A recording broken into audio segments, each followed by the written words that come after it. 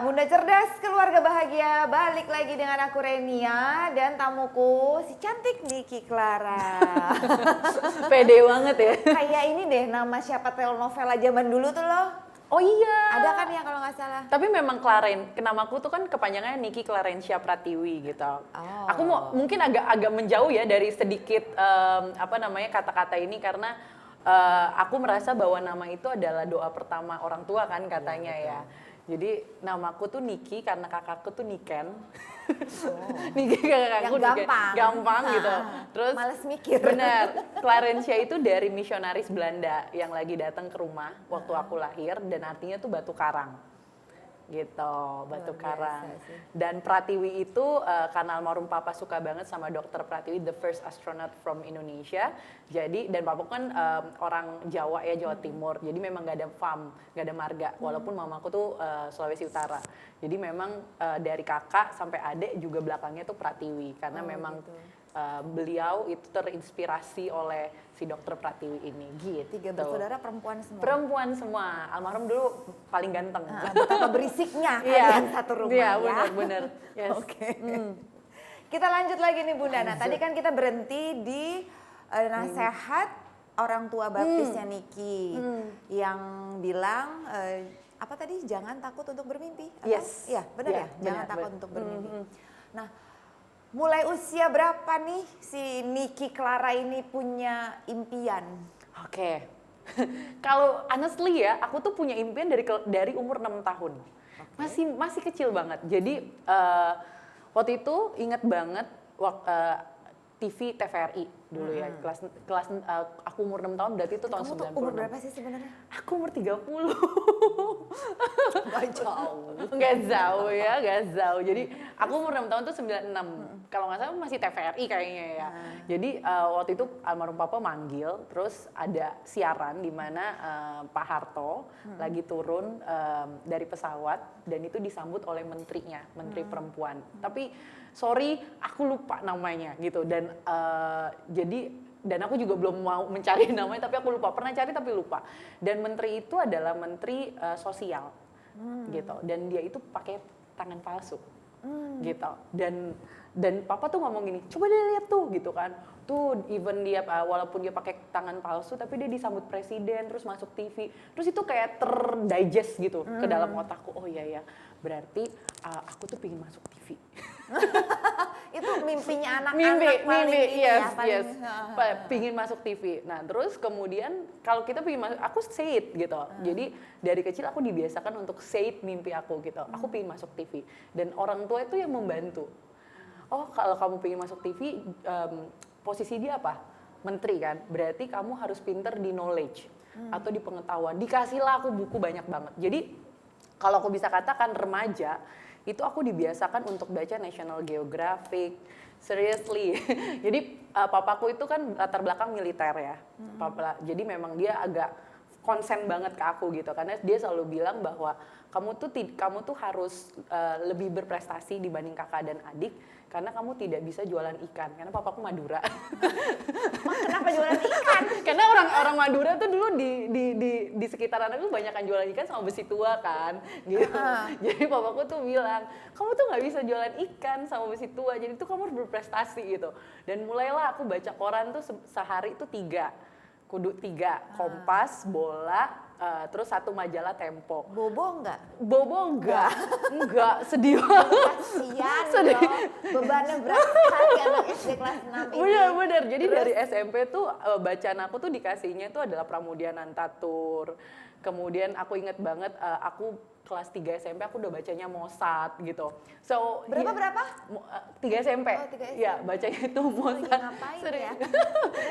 Yes. Jadi karena papaku tuh bilang, oh kalau kamu pingin di sebelah presiden dan masuk TV, means kamu harus jadi diplomat atau jadi ambasador gitu kan. Dan kamu tuh harus tahu tentang pengetahuan di dunia ini. So yang maksud aku, yang aku garis bawahi di sini adalah say it your dreams. Dan tadi fundamental pertama pertamaku adalah support system orang tua, dan orang tua tuh mewujudkan untuk kasih tahu nih how sih to reach your dream gitu. Dan papaku tuh ngasih tahu gitu, oh berarti kamu harus belajar bahasa. Aku belajar bahasa Inggris itu dari kelas 3 SD. Kemudian Mandarin itu SMP. Yes, kemudian tambah Perancis itu 1 SMA. Seandainya mataku bisa lebih membelalak. tapi seriously, but currently I just cetio itian. Maksudnya aku Gope lah, ya udah lupa karena kan nggak di spellingin kan, kita nggak di fluentlyin gitu. Cuma bahasa Inggris aja yang kita latih gitu. Jadi maksud aku memang papaku itu adalah orang yang konsen gimana kasih tahu gear atau apa sih yang kamu butuhkan, oli-oli yang kamu butuhkan untuk sampai mimpi kamu. Oh, kamu harus berprestasi. Oh, kamu harus ikut debat. Oh, kamu harus belajar bahasa Inggris. Jadi itu aku di mindset gitu. Yang walaupun terkadang apakah kita adalah creature-nya orang tua gitu, aku bisa katakan yes. Karena sebagai seorang disabilitas yang memang ketika environment itu menolak gitu, kita bingung, kita mesti harus nanya ke siapa. Mau tidak mau adalah orang tua. Mungkin kasusnya akan berbeda ketika memang anak ini sudah tahu talentnya gitu. Mungkin aku pingin suka melukis gitu, ya udah orang tua membantu untuk menjadikan pelukis. Tapi kalau aku di luar aja udah dibully dan aku nggak tahu mimpiku apa, karena di luar udah aku di reject. Jadi dari situ orang tua tuh ngebantu untuk set your dream dan find your gear. Dan di situ aku belajar, oh gear itu tuh ini yang aku butuhkan untuk reach my dream gitu. Padahal dreamnya cuma masuk TV, sesimpel itu. Karena ibu menteri itu karena ya. ibu menteri itu, menteri sosial gitu. Jadi itulah dream aku, dan untuk memproses dream tersebut memang jatuhnya itu bukan pekerjaan yang mudah ya. Papa mamaku bisa dikatakan adalah orang yang galak gitu ya, galak banget, Tegas mungkin. tegas galak gitu ya. Jadi kalau waktu SMP aku sekolahnya homogen. Karena kenapa? Karena waktu SD yang bully aku adalah kaum Adam. Maaf ya kaum Adam. Kaum Adam gitu. Kita bom aja mereka. Terus jadi aku lebih memilih untuk sekolah di sekolah homogen gitu, karena aku bilang sama mama, aku nggak mau sekolahnya ada cowoknya gitu, pinginnya cewek semua gitu. Dan untuk masuk sekolah cewek itu kan memang harus berprestasi gitu kan. Ya jadi aku belajar gitu. Jadi dari kecil aku udah diajarkan apa mimpi kamu dan kamu harus berusaha untuk gapai mimpi itu. Ada inget banget perkataan papa ya. Kita semua tuh pasti punya mimpi. It always start with a dream. Tapi yang membedakan kita dengan orang lain adalah kamu bangun dari tempat tidur kamu dan kamu raih mimpi itu. Jadi kayak itu beneran terfilter banget, ke-digest banget ke aku bahwa I must try harder and harder. Jadi kalau istilahnya adalah kamu sama-sama makan nasi, tapi yang membedakan kamu adalah usaha kamu lebih 2 kali, 3 kali karena kamu punya kekurangan dan you must try harder. Jadi memang orang tua tuh push-nya ke aku dan aku di-realize bahwa that's your dream, that's what you want to achieve kayak gitu. Gitu deh ceritanya. Saya nggak berkedip loh benar-benar. Aduh, luar biasa. Gitu. Jadi sebenarnya yang I must thanks itu adalah thank you so much for giving me the best parents ever. And the best support system, dan tadi soulmate aku 2 orang itu adalah yang menurut aku adalah mereka yang lebih ke arah membimbing aku ketika aku mulai mengerti namanya love. Itu peran sahabat kalau love gitu. Itu nanti akan ada tuh bagian yang ngebahas itu. Yes. Tapi nih aku nih ada pertanyaan nih.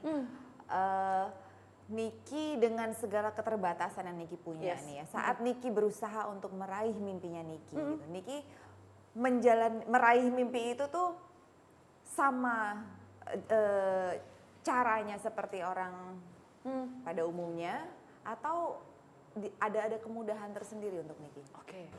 Aku bisa thank you untuk pertanyaan. Jadi kalau menurut aku memang ada beberapa privilege lah istilahnya sekarang ya, maksudnya. Mama papaku tuh PNS gitu, jadi papaku latar belakangnya militer, mamaku latar belakangnya kesehatan, mereka berdua institusi negeri. Dan kalau dikatakan berkecukupan banget sih tidak, tapi berkecukupan lah. Dan kalau aku bisa sharing, les bahasa Inggris yang waktu itu aku ikutin adalah yang dekat rumah, dan aku dulu tinggalnya di Priuk gitu, di Priuk karena papa dinasnya di daerah Jakarta Utara.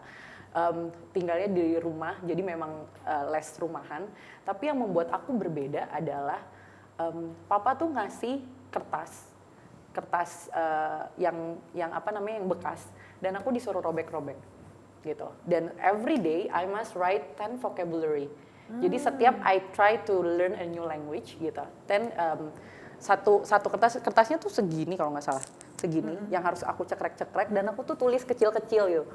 Jadi kebiasaan tulisnya kecil-kecil, 10, 15 vocabulary, dan besok dia akan tanya.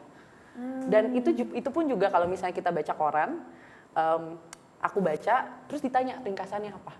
Terus menurut kamu gimana? Jadi yang dibiasakan oleh almarhum papa itu adalah karena papa yang lebih sering cepat pulang ke rumah ya, karena kan mama latar belakangnya kesehatan jadi suka dinas malam. Nah aku yang sering diskusi. Cuman yang mungkin yang kalau menurut aku adalah kesempatan itu sebenarnya selalu ada. Tapi masalahnya adalah gimana caranya kita memanfaatkan kesempatan itu. Gitu. Les sih, kalau aku kasih les aku nggak mewah-mewah banget gitu. Tapi aku berusaha untuk gimana caranya aku bisa 2 step ahead, 3 step ahead dari yang lain gitu. Terus kalau sekolah bisa dikatakan sekolahku Katolik.